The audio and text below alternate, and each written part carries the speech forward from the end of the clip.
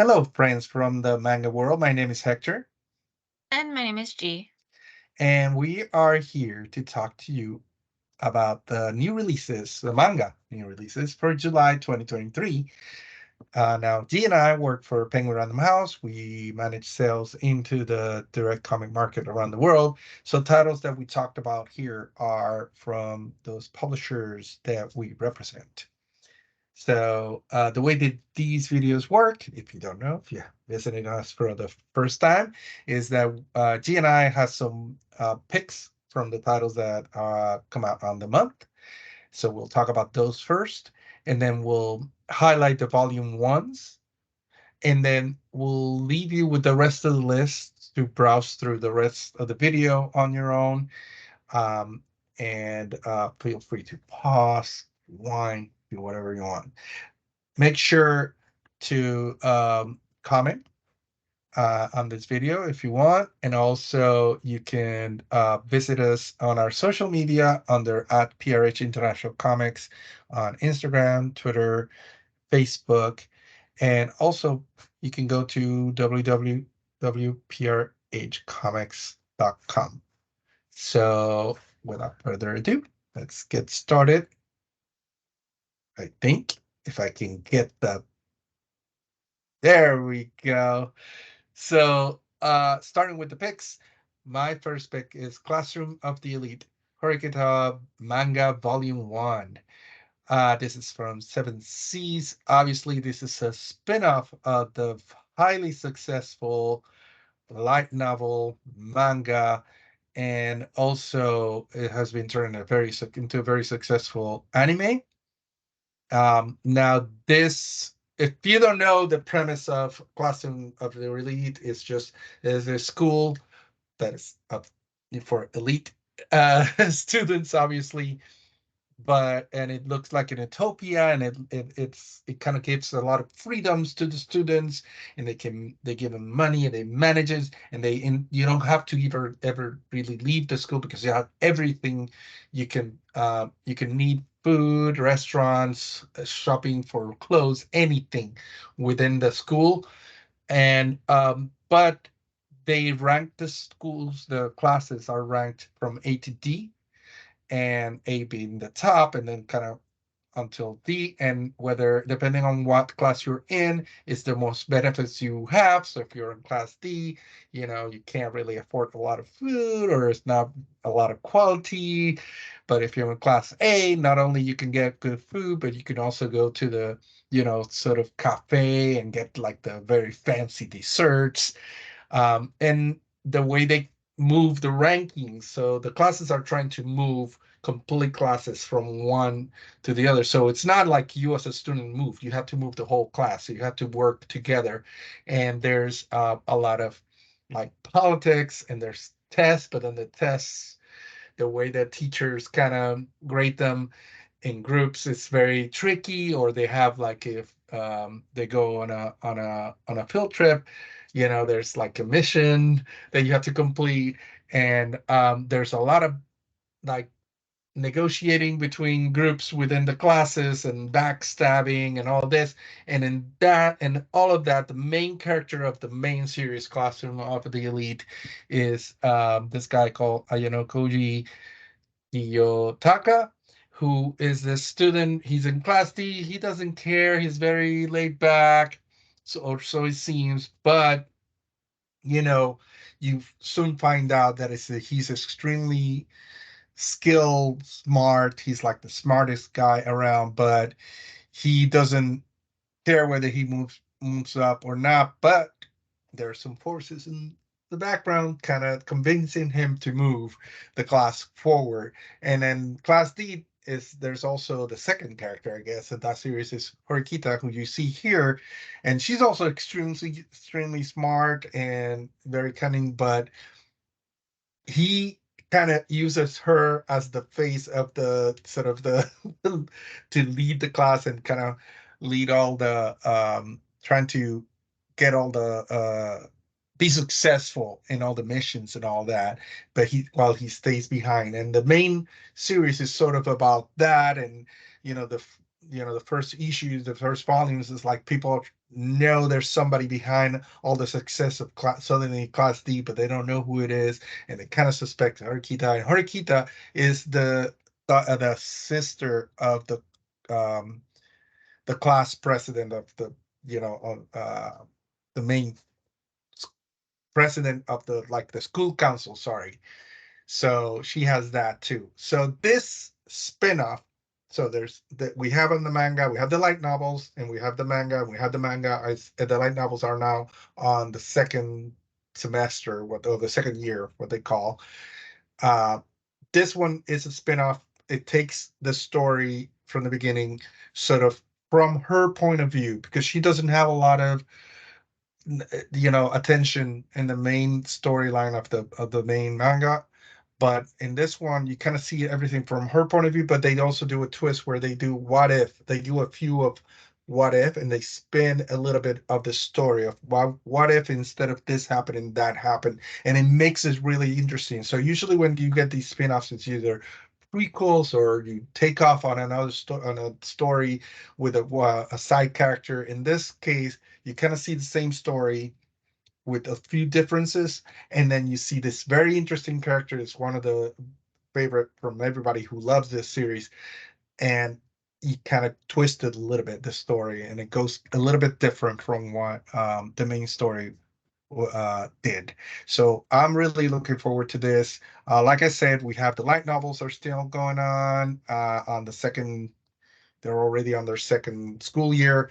The manga it's also coming up and catching up, and now we have coming up in July the volume one for this new spinoff. Definitely looking forward to it. You can tell I'm a fan. Oh, plus season three is coming up later this year. So let's keep going. If I can make it. I don't know why I can't click it, but sorry. Go ahead. My pick is a Galaxy Next Door. And the in this anime season, this is airing, and so it's gaining attention because of that. And I highly recommend also watching the anime. It's great. So it is garnering fans because of that. If you didn't know, the premise is about this manga artist who is raising his siblings. Their parents are no longer in the picture, passed away. And so he needs to support his siblings, and he does it through his art because he happens to blow up with the art that he's creating. And so, in order to keep up with the rigorous schedule and deadline, he hires like an assistant, an art assistant, to help him. And it turns out she is really, really good at it. Mm-hmm. Like almost oddly, really, really good at it without saying much because it is a reveal that I don't want to spoil here. But this woman is quite unusual and different, and you're gonna have to find out why by reading it if you're not aware. But the main appeal here, and I like these type of stories myself, it's very centered around family, for the as its main draw. So if you like Spy X Family, for instance, which is very centered on like found family, and like you have these young kids, like siblings. It brings warmth to it. They're different. Obviously, these titles are different in premise, but you get the very similar like feeling and heart that is great to have in a manga. So highly recommend picking this up. This is the volume 5. And if you haven't picked up the previous versions, volumes, be sure to do so. So yeah, the volume 5 comes out in July. So Yeah, perfect. And next up, another one of my picks is Seraph of the End, Guren Ichiyose Catastrophe at 16 Manga Volume 1 from Kodansha. Now, uh, this is a prequel to Seraph of the End. Um, the Gurren Ichiyose Resurrection at 19, but it's also, I believe, a spin-off of the Big Seraph of the End. I'm not very familiar with the series, but when I started reading about it, I am really into it. I'm gonna have to read everything now. So, Seraph of the End, the other one, the Gurren Ichiyose Resurrection at 19, it starts with the main character, Gurren Ichiyose, uh, and it's in a world where there's magic and there's magic schools, and this character, something happens, his friends are dead, but he commits the sin of bringing them back to life, and because of that brings on the apocalypse. And that series is about him and his friends surviving the apocalypse and facing off against surviving and fighting against monsters and all other things.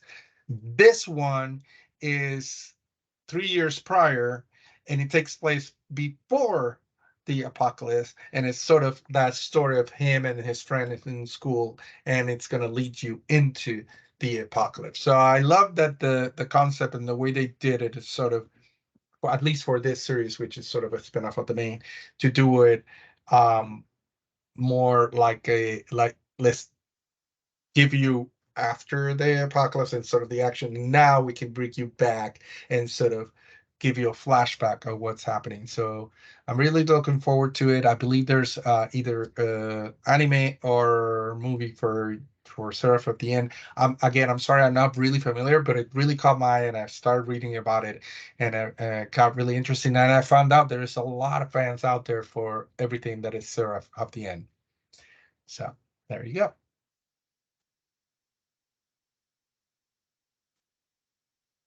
Okay, next up is Gat Papa, Daddy at Work and at Home, Volume 2. I love that Uh, title. so like, okay, when I saw this title, I'm like, that's a weird title. Yeah. But like the actual content itself, because I did read Volume 1, it's not what you think it like I don't know. The title is kind of like, that's kind of sketchy. But then you look at the cover and like that's very sweet. And I would say, having read the first volume, it's more aligned to how the cover looks. It's like very sweet and wholesome and very cute as well. So um where am I going with this? Basically, to give you an idea, it's you have this character who is the daddy, I guess, on the Yeah. cover. The papa. We'll just say that. We'll just say that. He seems cold and frigid on the surface, and like he's not very approachable at all. And that's how he presents itself himself at work. But once he's at home, like it kind of unravels. That's not really him. Like he's very soft and kind-hearted and gentle and everything like that. In terms of how the story is laid out, it's more like snippets in their lives. It's like a compilation of snippets. So it's like short, like almost like it's just short moments as you're reading through. It's like, oh, cute moment between these two, and then another cute moment between these two, and then you slowly learn a little bit more about them and their relationship as you go on, which I think is interesting because it's almost as if this is weird, but you're like secretly looking in on them without any context of how their relationship started or anything like that. You're just like the observer and you're seeing these interactions, and slowly it's being unveiled to you, little by little bit, by little bit, of how, like, what their relationship is and everything like that. You know what this kind of reminds me of? So, uh, there is this web comic called, well, initially it came out as a web comic, but it got collected into a trade, like a collected edition called One of These Days or One of Those Days. It's like the creators writing like snippets about their relationship in comic book form, like comic web comic format, and that is more humorous. Like it's humorous, like very relatable relationship moments that happen, but it reminds me of that because it is just like snippets. It's just like a look into a daily life of that couple, and you get this here, except this is manga style, and it's very much in the culture of Japan, versus like that one, which is more Western. So yeah, highly recommend this. This is the volume two. Also, why do I keep saying this is all July? This is coming out in Yeah, July. exactly. If not, So you're in the wrong video. you're in the Uh, wrong video. Yeah. Great. Mhm. Next up, Made in Abyss, Volume 11, Akishito to Tsukushi, Seven Seas. Now, I forgot to mention with Class of the Elite that we now have world rights. Last year we had limited rights, and this is another one where we had limited rights and now we have world rights. This is one of my favorites. I think every once in a while I have to mention many of this. I'm a big, huge fan.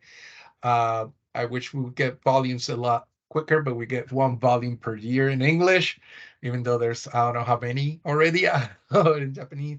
Um, and there's also already two seasons and three movies for this, and I think everything that's written pretty much in the original in language in Japanese has been adapted. But I highly, highly recommend this series.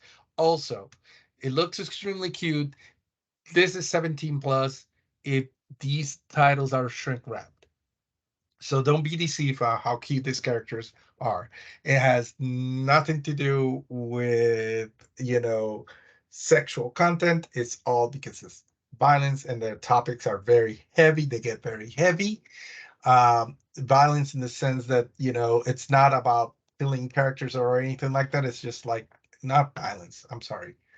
There's action and violence, but there's also a little bit of like there's tense and intense moments. I don't want to ruin anything, but there's like this story is so good. So the main story that it starts with this the world, the of this story, it's around a city around this huge hole in the ground, sort of like a very deep cave, right?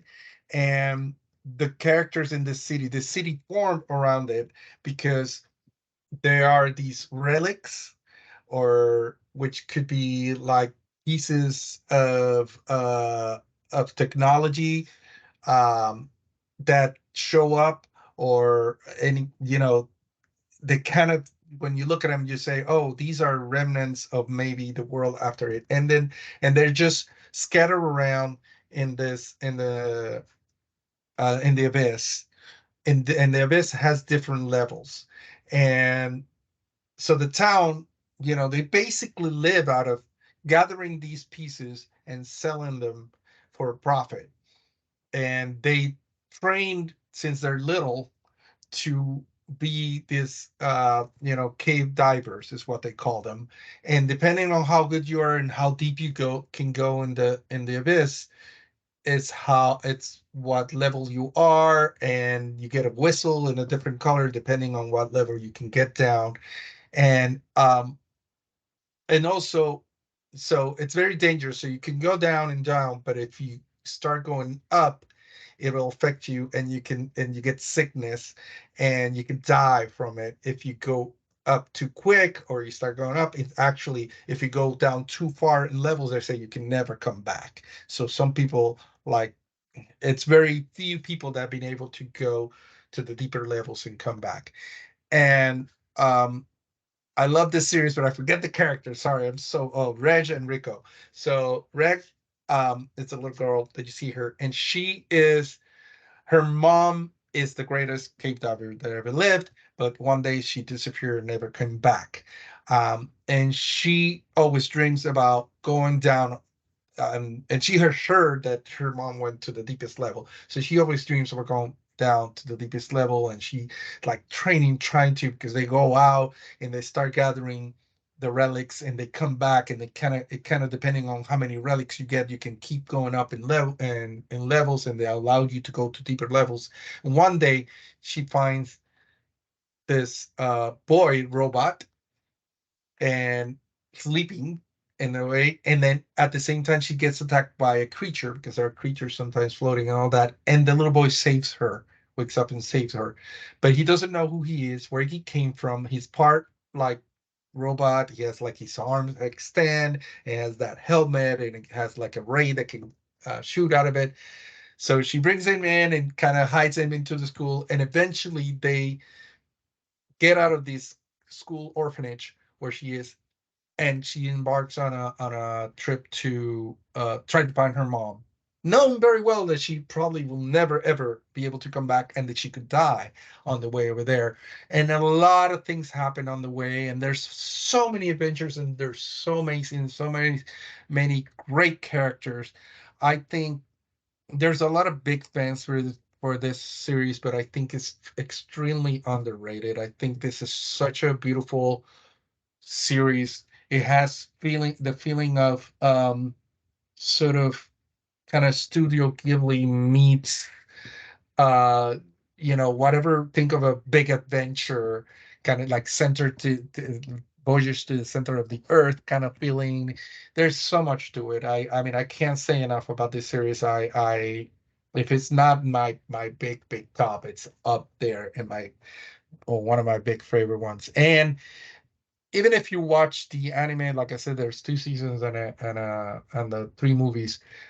I also highly recommend reading the manga because obviously there's so much more, and you can enjoy it so much better. The story itself is so deep, and there's so much to it. The world building for this is amazing. The world that so who she created is so deep, and there's so much more. And like I said, I wish we could get more and more content for this quicker and more, because eventually I want to read it all, and I know it's at the end it's never going to be enough. But this is a very highly highly recommended for me, but also, like, I know there's a lot of fans out there. So definitely make sure to pick this one up. Again, it is 17 plus. It will you will receive it shrink wrap for that reason, but it's totally worth it. So is that big enough? Did I do it big enough?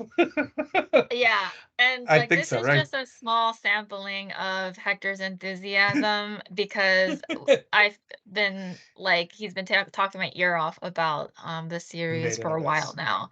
Yeah. So truly, this is, like, top tier, so, Yes, you should definitely. get on it. Yeah. I know on these videos I like everything because I do. I don't I it's very rare when I don't like something, but out of everything that I like, this is like way up there. Yeah, it's up there. Definitely. Yeah.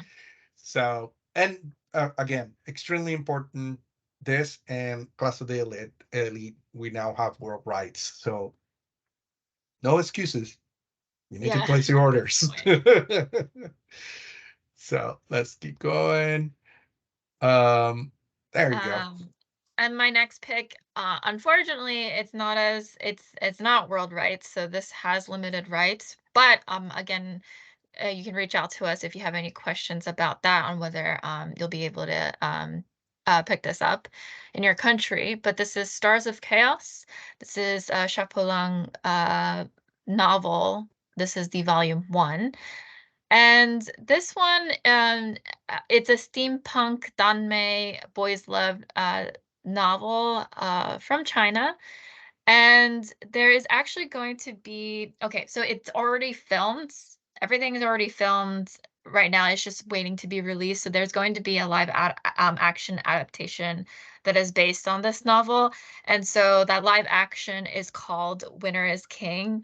And a lot of people have been waiting for a long time for that to be released because it's coming from China. It does take time. It is quite understandable why like it is like people were waiting for it. But when it does come out, which is planned to, eventually, it's gonna go big. Like a lot of people, this is the same creator, like Priest, was involved in.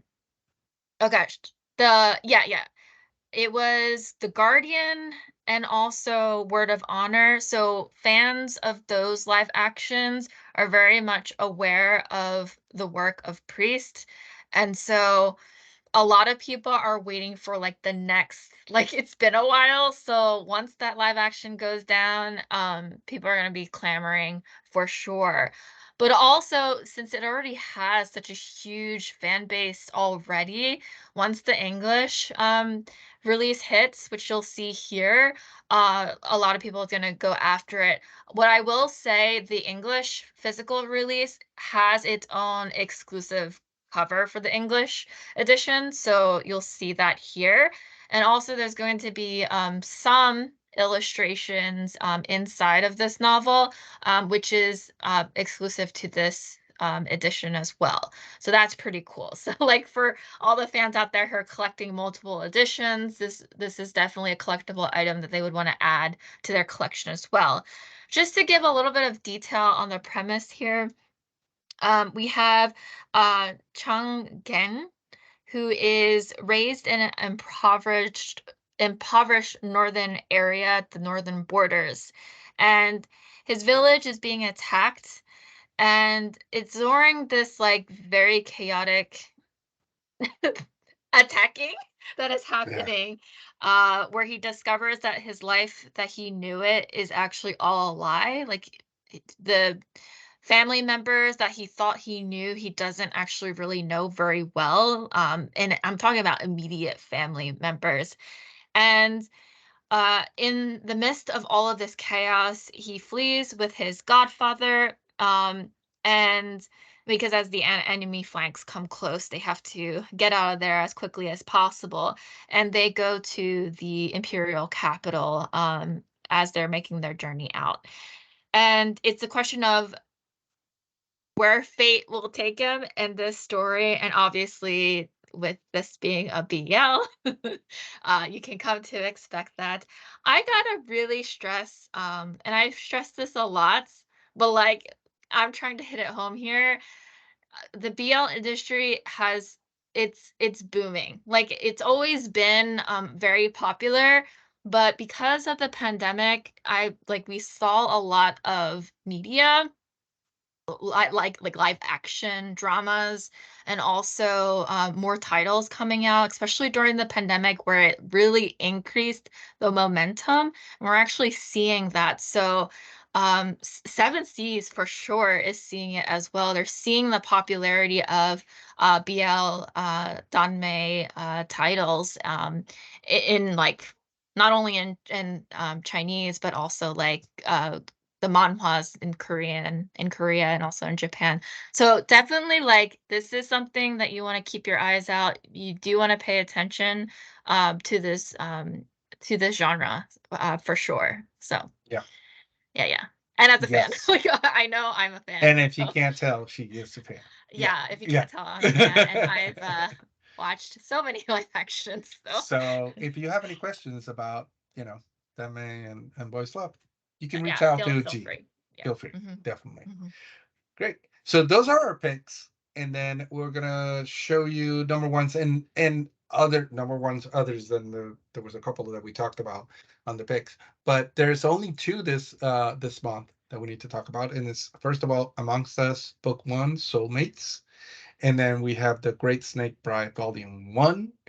Um, so the first one, it's full color, first of all. It was and it's sort of romance fantasy. It's based on a web comic.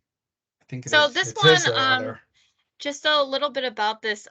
So a lot of it has a dedicated fan base already because there was a webcomic called Yeah. Carsiphina, which is how I'm pronouncing it. I don't know if it was ever that's how I say it. I Yeah. only have seen it written, not said out loud. But this is like a spin-off. So that was more of a fantasy-based webcomic, and this is a spin-off that kind of takes those characters out and into like this cute relationship, which is like the daily interactions and the daily lives of these two. But then you also see some eggs in there, and also like you'll find characters from Carsiphina also appear in amongst us. So really cool. So this is just like for fans who like, I mean, there's the intense fantasy of the Carsiphina webcomic, but then if you want something like chill, like really cute, wholesome, it's just like it's so nice to read. This is for you, for Amongst Us. And yeah, just because I did read it, so Yeah. Yeah. I did read the book one, so it's great. And then we have the Great Snake Bride, Yeah. which And then Hector and amongst us, I, obviously, yeah, again, it goes again with what you were talking yeah. about and how big this genre is coming up. But yeah, the Gray Snake Bride, and this is also going to be shrink wrapped. Oh yeah. Just so you know, If you couldn't tell if by you the could, title, yeah, well, yeah, and the um, lovingly like look and gaze of that yeah, protagonist with the, yeah, snake. and it's about this.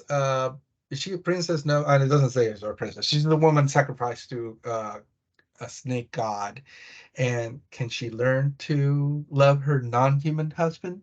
So for fans of I don't know what, I don't even know why I started that sentence, but But there are fans though. no, Like there are fans out there. I I just gotta say was going to like compare it to something else and I couldn't find anything. But yeah. yeah, but it's good. It's a critically acclaimed sensual fairy tale.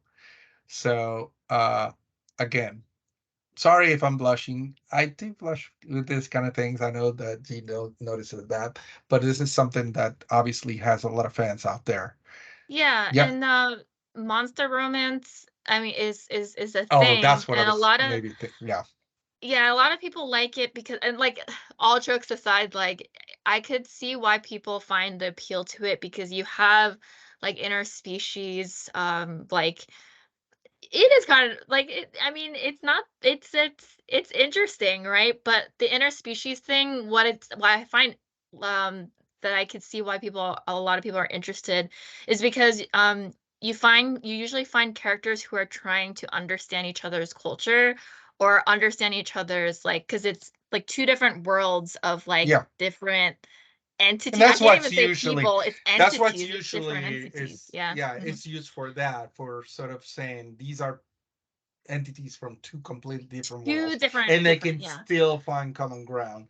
And Yeah, it's like exactly. going back Mhm. to Beauty and the Beast and many stories where this that trope of a woman or a man that is kind of forced into sort of a relationship, but then not forced, but like they come together and they don't love each other, they care for each other, but they find things in common and they yeah.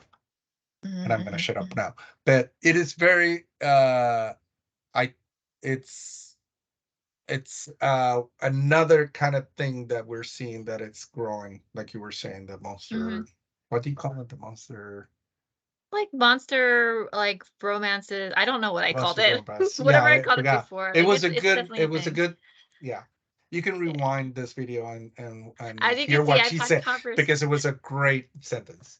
Anyways. I've had conversations with my friends on this because it's just really interesting to see what's out there and to see all Uh-huh. the different like subgenres out there, and it's just an interesting thing to see. So, yeah. Exactly.